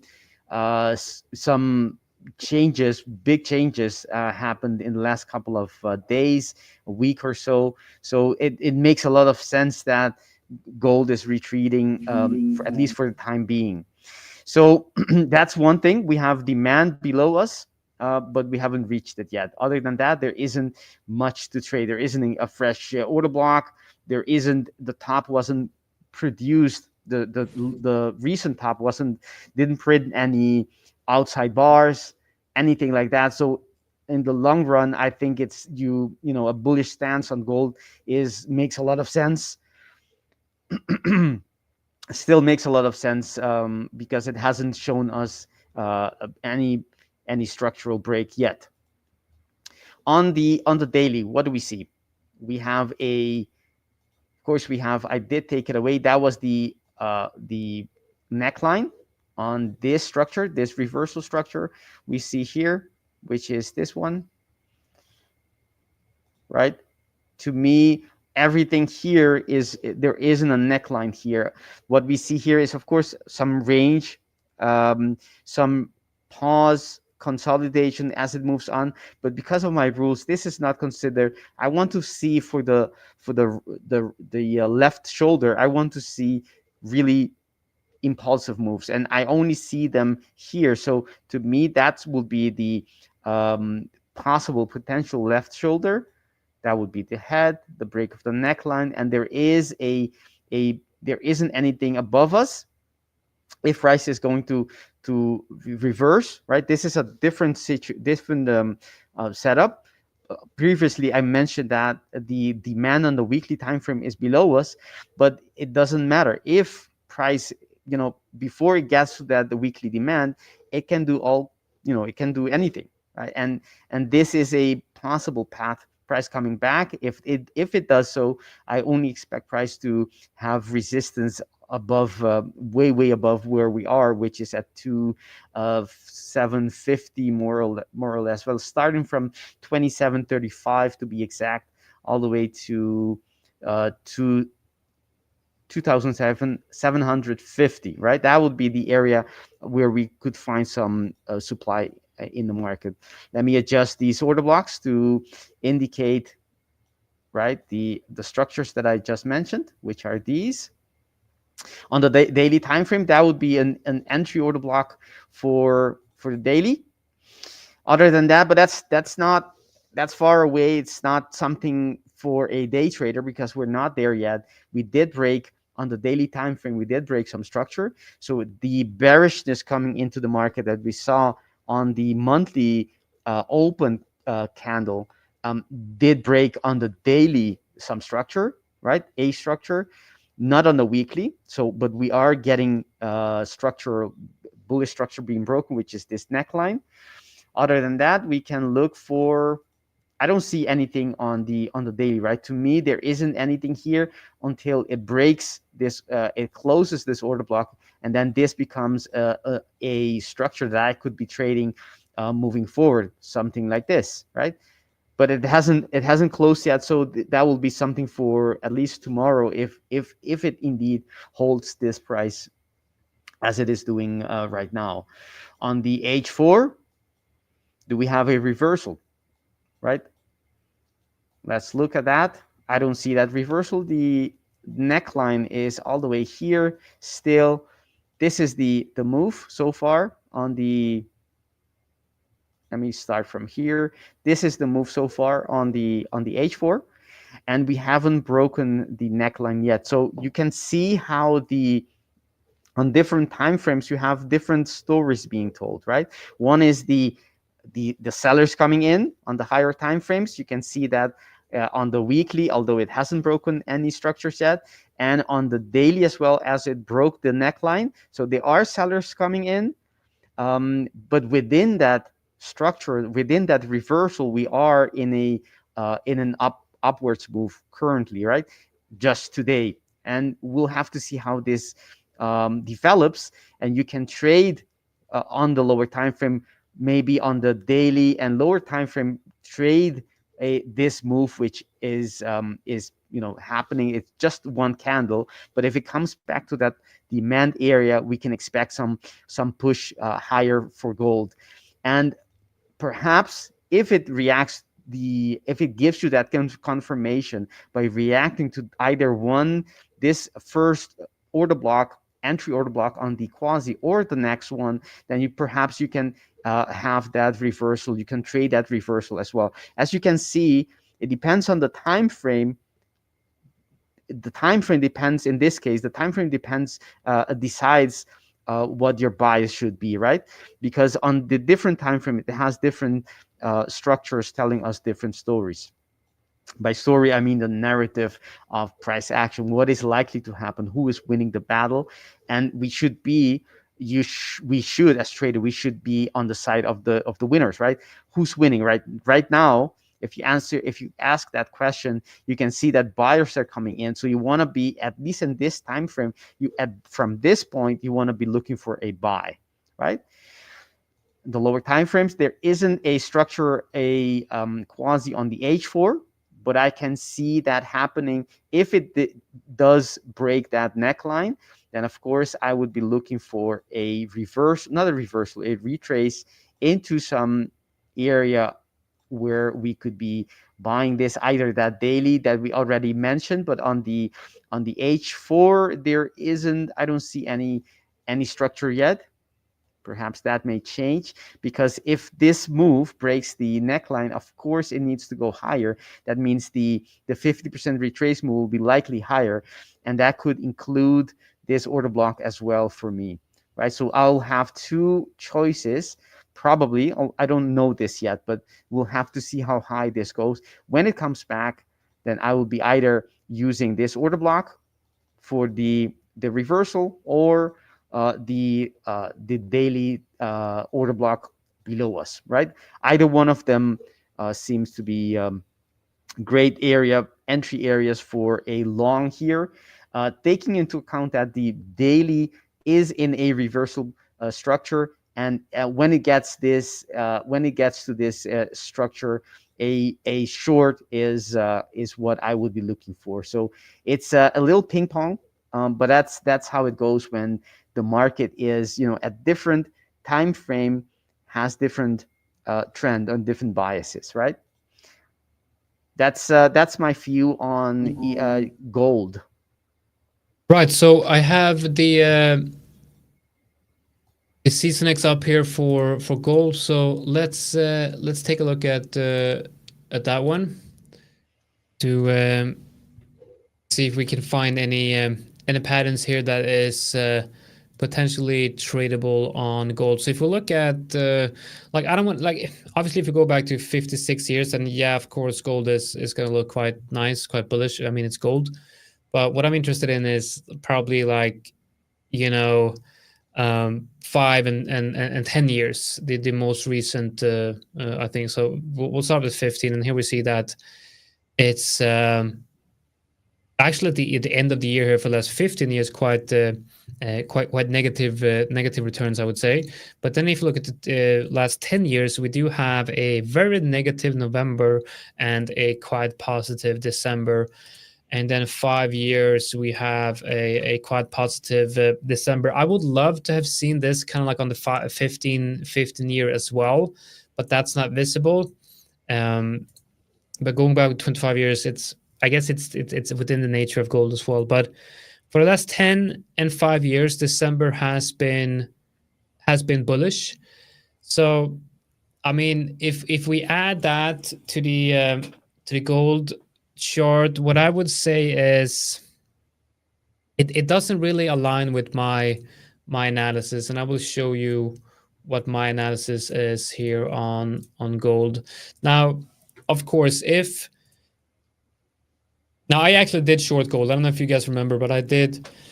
You know, we did put on this trend right here, where we saw.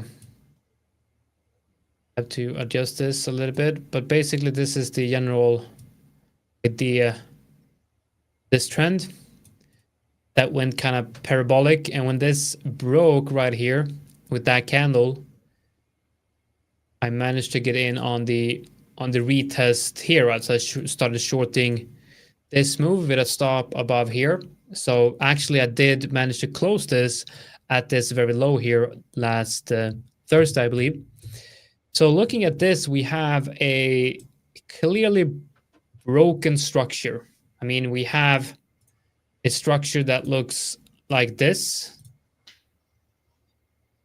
So to me, this is broken, but it's also a very good retest right here.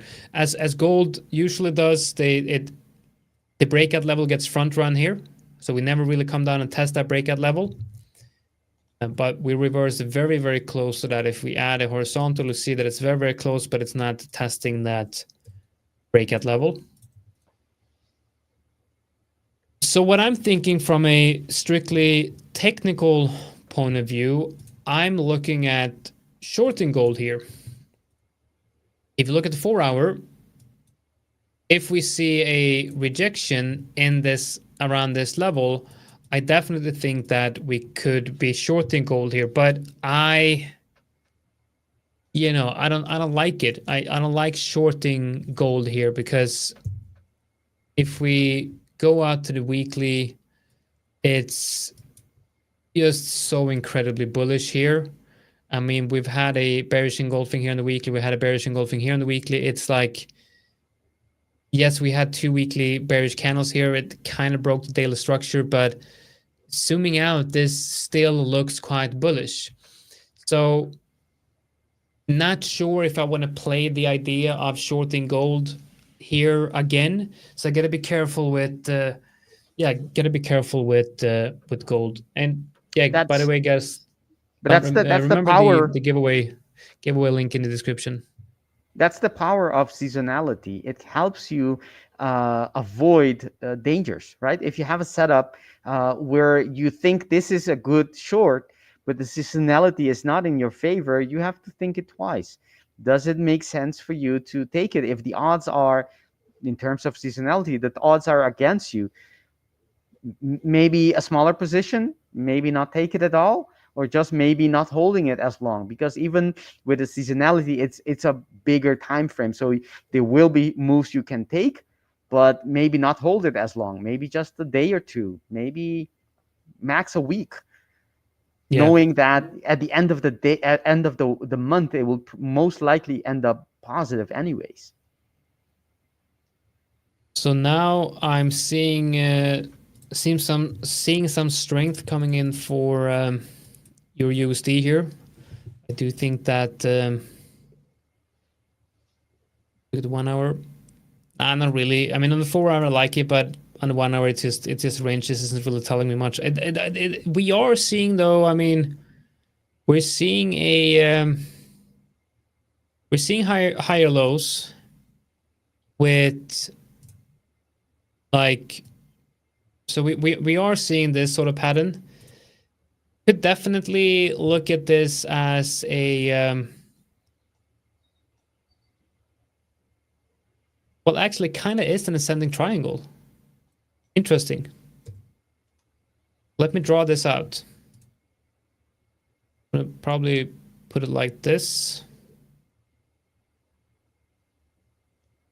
We do the same for the top. We enter here. Use that probably. So that's a fake out. That's very, very high.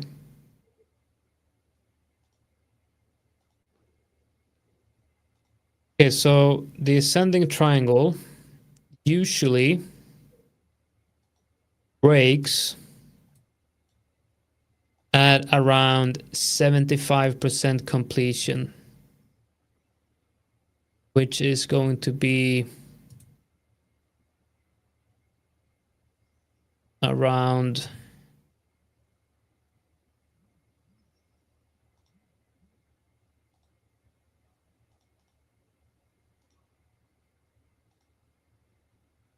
that point.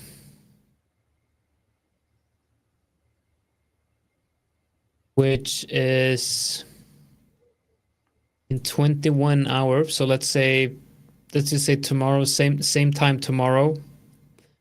What happens tomorrow in terms of news? Tuesday. We have the US building permits. When do we have the US building permits? Well, in about 21 or 22 hours. So that's interesting. The US building permits is going to come out. It coincides with your time prediction. it's gonna come out right here. Right here is when US building permits comes out, and that's when the ascending triangle completes itself. So what we want to see right there is we want to see an uptick in volume. Okay, so if we're going to be trading that breakout, not to note though that I do believe that ascending triangles have a higher chance of breaking down actually, but it's more profitable on the break higher. Then of course, if you take into consideration the fact that we're high time frame support, there should be some more probability of seeing it move higher. But we'll look at the volume here. So first rejection here, second rejection right here. On this push up, no volume. This move happens on pretty much no volume. At least I'm looking at Oanda here, and then we're looking at volume in the Forex market, which is not the same as looking at the volume in the stock market. But there's some edge to this. If you look at the volume in like gold, it did have a good confluence. But if we add a horizontal here, we want to see that if price comes in like this, perhaps it breaks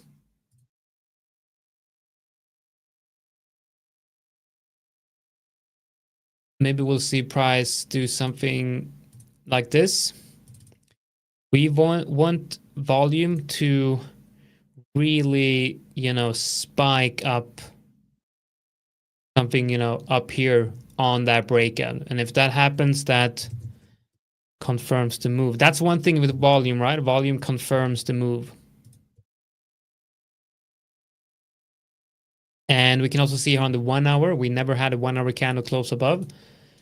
We also, of course, have to take into consideration this resistance, okay?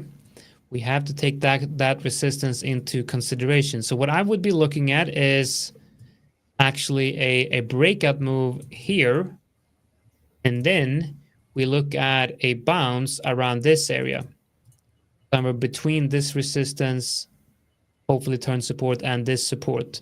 So if the low comes in here and the high of the breakout move is on this level, then what I see is a retest of the reload zone. So we'll add the reload zone like this. Maybe the 50. When it's a high momentum move, it usually tests the 50 or something like that. Now let me see, does this give me a good risk to reward if I'm going to be putting, so how do we trade an ascending triangle? If we're going to be entering on the retest, we want to have the stop loss below the low of the breakout move, so that should be here. But now if we're going to be trading this move, actually I think it should be the same. So where is the resistance above? That one. So now it's actually a 2-hour move. Remember in the beginning of the live stream, I talked about how me going long and breaking retest on euro is probably just a 1-hour trade. But if the ascending triangle works out here, then it might be a 2-hour move, which definitely aligns. And if Euro USD breaks out tomorrow and Euro GBP continues to the upside, I can lower risk on this position. So I can lower risk on this position, move stops up here, and add the remaining risk on Euro USD. So I'll be making more money. But I'll won't be risking anything more. That sounds like a good idea. Yeah, I do think so. You know what? Let's do the giveaway. Let's see. Where do we have giveaway at? Right here. Let's run it. Nice. We got quite a few people in the giveaway, so let's run it. You were gonna look at Bitcoin. Yeah, I was gonna look at Bitcoin as well. That's right. Let's take a look at Bitcoin. Okay. Let's take a look at the high time frames here first. Let's look at the weekly. Okay, so the MVRVC score has pushed up quite a lot. We are currently at 2.8. When I started talking about the MVRVC score this summer, well, at least on this live stream, for those of you who have been following me for a while, you know that we started accumulating Bitcoin around this time, which is 2 years ago. It's insane.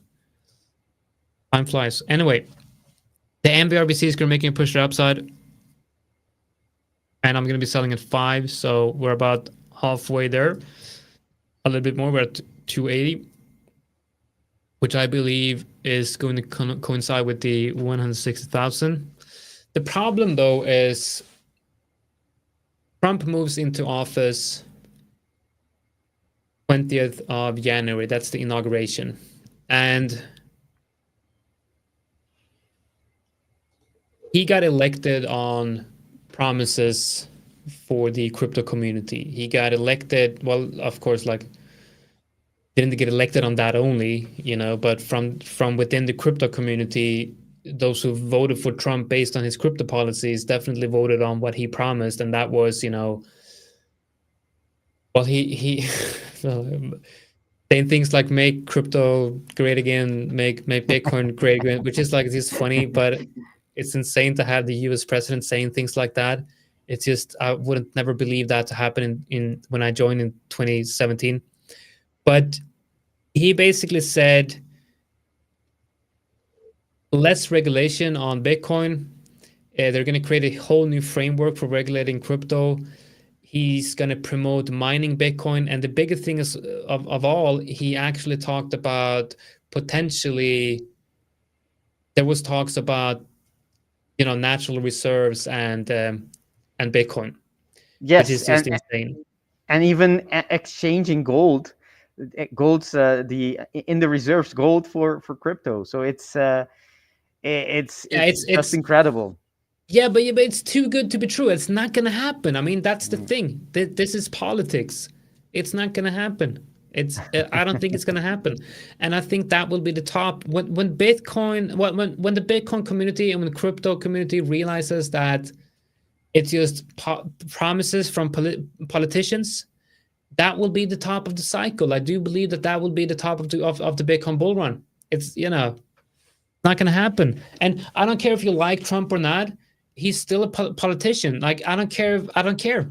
He got into office by saying some outlandish stuff with crypto. Like for those of you who are new to crypto, you gotta understand that the U.S. president saying that we'll add Bitcoin to the natural reserve as a reserve currency, it's just that's not gonna happen. That's not gonna happen. I mean, Elon Musk is probably gonna push him to like Elon Musk wants Dodge to be like it's just ridiculous. So I don't think that's going to happen. But I do think that we're going to see a strong push to the upside. And the top in the crypto market is probably going to be when people realize that what he promised is probably not coming to fruition or whatever that word is, because it's not going to get through Congress as well. I mean, it's quite a big statement. But let's take a look at the local price action on Bitcoin. I think you're right. I think with a lot of things, we have expectations, and these expectations tend to run high before the actual event. And as reality sinks in, I think you will realize that maybe it's not that great as you thought, and that could indeed be at least a local high, temporary high for some time. I don't know if it's going to be the top, but I have no idea if it's going to be the top, but I would expect something like that as well. I mean, we have to remember that it's this is not the beginning of the bull market. Okay, that's something we have to remember. People like it's like people are waking up and saying like, oh, Bitcoin is finally in the bull market. It's like, wait a minute, do you mean Bitcoin is in a bull market now?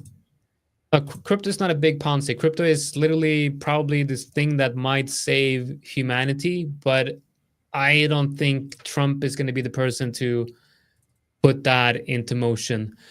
But like people look at this and they're like, oh, crypto is now in a bull market. No, it's been in the bull market since October 2020. Like it's been in the bull market for a year. So this is not a bear market. This is not a crypto bear market. This is a crypto bear market. And like this is a crypto bear market. This is accumulation. This is reaccumulation below, below resistance after moving into all-time high. So to say that this is the beginning of the bull market, then yes, of course,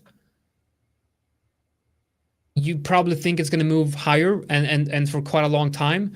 But looking at this, if you look at where the most accumulation happened within this cycle, we're looking at a move that has taken about 750 days to develop, which is quite a long time. And if we look at from previous accumulation areas, which I believe is around here, so from around here to here, we have 770 days from the low to the top. And where I think this would be accumulation, so somewhere around here. We had accumulation here, but then COVID came along. So I think I'm just going to put it right here somewhere. And that's the wrong one. So around here is 500 days. So we've already traded from here to here in 750 days. So this is a very long cycle. This move to the upside is quite extended. Now, what I believe is we're going to get a push for the next 7 days, not 7 days, for the next about 56 days, we're going to get a push to the upside. And I think within the next 56 days, I believe we're going to break above 100K. And I'm not saying this will happen, but there is a fairly big chance that within the next 100 days, the top is going to be in for the crypto bull market.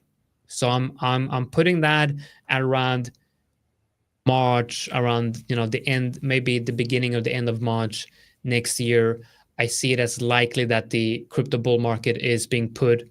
We have a top in the crypto bull market, unless unless Trump actually does something positive for crypto. Then we're going to get a parabolic bull market. We're going to get the hyper cycle. We're going to go to, I don't know how many hundreds of thousands of dollars per Bitcoin, but it's going to be huge. I mean, it's really going to be What are the huge. chances of that happening, though, Jonatan? What do you think could be the thing that puts us in turbo mode? It's the same chance that politicians, like my local politician, goes out and says, guys, you know what? We're gonna drop taxes. We're gonna drop taxes, 10% to the downside. You don't have to pay any taxes anymore. Like we're gonna just remove 10% of your taxes. I think that's more likely. Okay. And I'm saying this as a strong believer in Bitcoin, like a fundamentally strong follower of the Bitcoin narrative. Like I'm very much a Bitcoin maximalist when it comes to this, and I have a lot of Bitcoin. I've been investing in Bitcoin for the last 7 or 8 years. So it's like I really do believe in Bitcoin, and I do believe it's good for humanity. But I'm also a trader, and I'm looking at this from a cycle perspective, and I'm looking at why are we pumping with Trump, and for Trump to go out and say, oh yeah, we're adding Bitcoin to the natural reserve, we're going to sell some gold and buy Bitcoin. I guess the chances of that happening is much higher today than it was 2 years ago or 1 year ago, but I still feel it's quite low. And the chance of that going through Congress, I feel like it's low. I see. How about regulation? Because one thing is, of course, that buying coming from a state, the biggest economy in the world, adding it to its national reserve. But what about regulation? Would you think um, easing things on the regulation side for crypto? I mean, we already have many ETFs. It's mass adoption, institutional adoption. How would Trump, if he comes, if he true to his word, how he in office being able to making regulation better for Bitcoin? How would that be? How likely is that to happen? But that's quite likely. I believe that that's going to happen. So he's going to get rid of. I can't remember the guy, the chairman of the SEC, I believe. I can't believe his name, but I can't remember his name. But he obviously, I think he resigned now that Trump came into office, because Trump has been pretty much telling him to get lost for the last couple of years. And he's been very, very very tough on crypto regulations. I do think that with Trump coming in, he's going to put someone else in charge that will be more pro crypto, more pro Bitcoin. So that will obviously be net positive for the crypto space, because as we see with the spot ETFs, they're not going away. Of course. So we're probably gonna. But I think that's going to be positive for crypto, definitely, and maybe that's what's going to push us to really push us to the upside, because that's something that he might implement. Yeah, Gary Gensler, not Powell. Powell is the chairman of the Fed. Gary Gensler is the head of the SEC, I believe. So that's something that he can implement quite early, I believe. He can fire some dude, put someone else that's positive with regulation, but to actually change regulation, that might take a couple of years. So we'll see what happens. But I do think that in general, Trump administration is probably going to be positive for crypto in general. But I don't know, man. It's exciting because either this is going to be like, yeah, in 6 months or so, we have a top in, or we have a super cycle, which means that we're breaking this cycle, which means that we're not even looking at the Bitcoin logarithmic regression chart. We might be looking at something, like this. But that's what I mean when I say super cycle, is we enter a new phase of cycles in Bitcoin. where we're looking at something like this. Now, obviously, the prices I'm looking at here is 60 million. I'm not saying that Bitcoin is going to be going to 100 million, or in this case 70 million, or billion. But what I'm saying is, if you look at the structure of this cycle with this wave, I believe that a super cycle would have broader waves, bigger, longer cycles. That's Yeah, it's a lock chart, so maybe it's a super cycle will look less dramatic, but yeah, because it's a lock chart, it can make big moves, and what you mean is that it's going to break out of what its typical cycle, typical that area, that red area you're indicated by those by the indicators you have put on. It's going to go beyond that. That's the bottom line. yep. I think it's done. It's time for the giveaway. Wait, let me say, where is the giveaway? That's the one.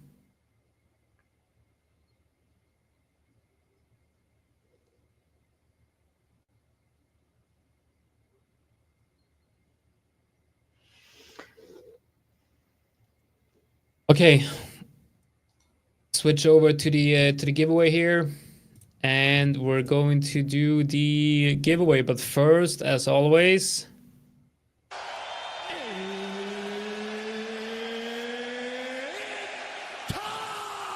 there we go. That's the winner of today's giveaway. Hope you can see the name on the screen. Let's make it a little bit bigger. There we go. Congratulations and thank you for joining. We will be sending out emails to the giveaway today or tomorrow. I know that some of you have not been getting the emails from last week, so I'll make sure to look into that and have that sent out today. Yeah, congratulations, Sumit, if I pronounce Sumit that. or Sumet or Sumit or Sumet. However you pronounce that, I am thankful for you joining today. The prize is a 20K bootcamp evaluation account. It starts at 5K. 5K, indeed. So when you get the account, you start at 5K. Yes. And we are starting to see GU making that reversal we mentioned in the stream before. It's not much of a thing, but on the lower time frames, we can see some buying coming into the market. Maybe I can show that. Sure. Let me before we leave, let me put on my chart. This is the area. It was on the H4, right? We indicated. Let me make this bigger, right? Buying coming from it isn't, we are in a downtrend, right? So you have to watch out for, you can't hold this for a swing trade.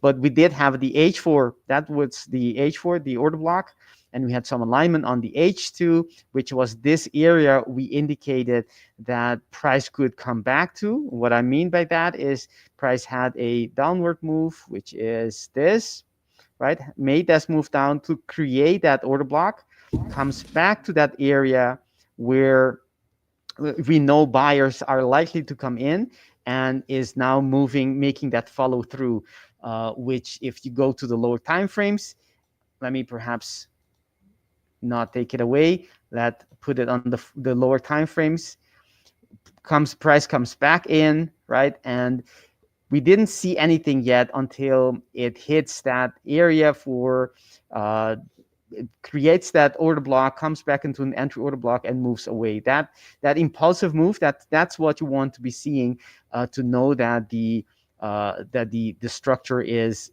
the price is respecting the structure as it should, right? That's the impulsive move. Doesn't mean it's going to break and continue higher necessarily, because of the trend, the higher time frame trend. But this is the movement that I was mentioning, and you could be targeting these highs from these structures from the left to begin with. Those will be the FTA, and perhaps there might be a continuation for the rest of the day, which we'll see. But it's a nice trade. Yeah, I wanted to show you guys before we leave as well. I wanted to show you the long that I had on S&P 500. I didn't show you this one, but this is a current long that I have on the S&P 500.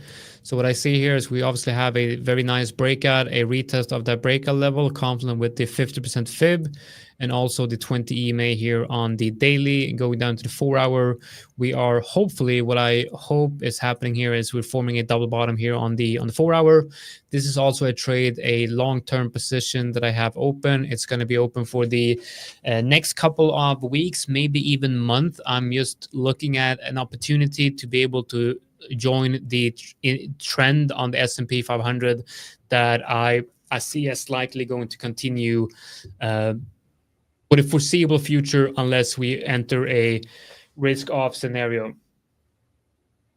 All right, that's it for today's live stream. We're going to be updating you guys on these positions tomorrow as well. So tomorrow we're going to be trading the CAD CPI news. We're going to be looking at so what we're going to do is, before the news event, we're going to be creating 2 different or 3 different alternatives: higher than expected, lower than expected, and as expected with the CAD CPI, and then try to paint different scenarios. And based on the numbers, I'm going to be trading those scenarios. And what I hope is that we'll have the initial reaction being the fake move. So we're going to be fading that initial reaction based on the numbers. So if the numbers comes out and it's bullish for CAD, but we see a move down on CAD, well, that's a good reason to start buying that initial reactions. We're going to be following the numbers on CAD CPI tomorrow, and then of course we're going to be updating you guys on these positions as well. And Alex will be joining us tomorrow, and then on Wednesday it's going to be me and Saul, and we're going to be doing some live scalping. It's going to be me and the CEO of The5ers.